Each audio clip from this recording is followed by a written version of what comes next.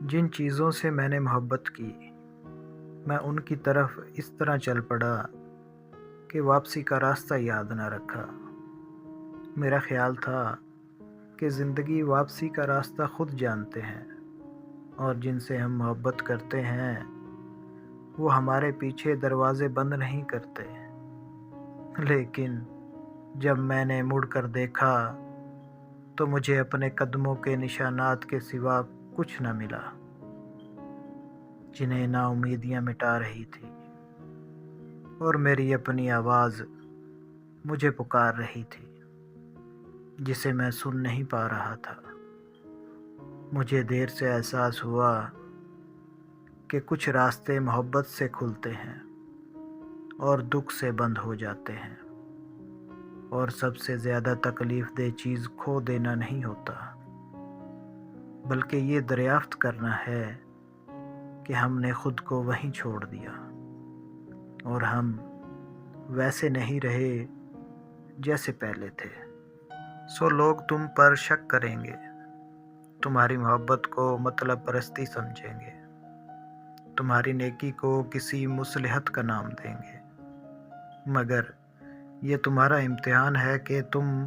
ان سب چیزوں کے باوجود وہی رہ سکتے ہو جو تمہاری اصل ہے۔ اگر تم اچھائی چھوڑ دو گے تو تم بھی ویسے ہی بن جاؤ گے جن سے تمہیں شکایت ہے۔ اگر تمہاری محبت لوگوں کے رویے کی محتاج ہو گئی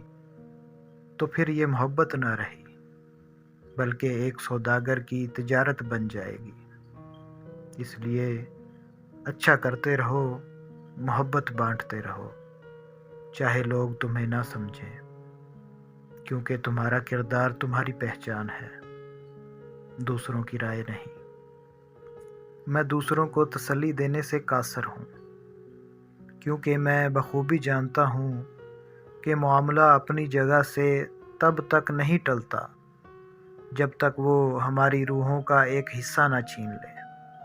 کیونکہ الفاظ بچاتے نہیں ہیں، اور وقت اس چیز کو واپس نہیں لاتا جو ٹوٹ چکی ہو، بلکہ وہ ہمیں صرف یہ سکھاتا ہے کہ اسے خاموشی کے ساتھ کیسے اٹھائے رکھنا ہے۔ تکلیف میرے دوست کبھی رخصت نہیں ہوتی، بلکہ وہ ہم میں اپنی جگہ بدل دیتی ہے، کبھی خاموش ہو جاتی ہے تاکہ زیادہ بوجھ کے ساتھ لوٹ سکے، اور نقصانات بھولتے نہیں ہیں، بلکہ وہ دل میں زندہ دفن کر دیے جاتے ہیں۔ وہ ہمارے ساتھ جوان ہوتے ہیں، ہمارے ساتھ بوڑھے ہو جاتے ہیں، اور ہم میں ایسا خلا چھوڑ جاتے ہیں جسے کوئی پر نہیں کر سکتا۔ اس لیے میں خاموش رہتا ہوں، اس لیے نہیں کہ میں محسوس نہیں کرتا، بلکہ اس لیے